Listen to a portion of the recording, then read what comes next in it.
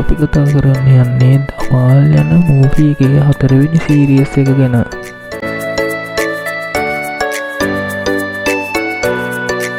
දමාල් season 4 අනුව ජනප්‍රිය දමාල් හෙවත් ටෝටල් දමාල් කොමඩි සාන චිත්‍රපට මාලාවේ 4 වෙනි කොටසයි.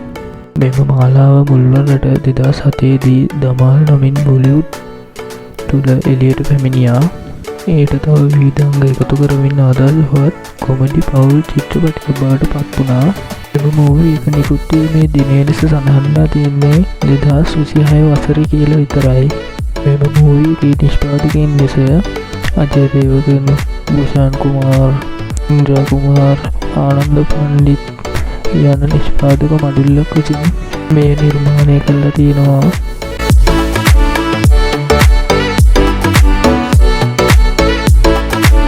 මේ වන විට දමාල් සීසන් 4 හි මුළු කතා මාලාව නිල් වශයෙන් ප්‍රකාශයට පත් කළා නෑ. මෙම කතා මාලාව ජාතික ලෙසම පවුල් ජනතාව අතර ජනප්‍රියයි. සිනමා ප්‍රේක්ෂකයන්ට වැළඳෙන කතාංග, විනෝදජනක නළු නිළියන්, ලස්සන ආපස්සට ආකර්ශනීය මොහොතන්, තවද විහිළු සහ විනාඩි ගණනාවක විනෝදය ලබා දෙන එක. මෙවැනි ගුණාංග මේ මූවී වලින් ලබා ගන්න පුළුවන්.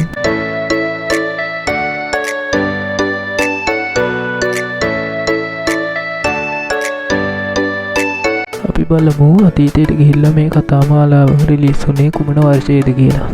දමාල් සීසන් 1 ඒ කියන්නේ මුල්ම කොටස 2007 තමයි රිලීස් වෙලා තියෙන්නේ. ඊළඟ දෙවෙනි කොටස දමාල් සීසන් 2 2011 තමයි රිලීස් වෙලා තියෙන්නේ. ඊළඟට දමාල් සීසන් 3 ඉගෙන තුන්වෙනි කොටස 2019 තමයි රිලීස් වෙලා තියෙන්නේ.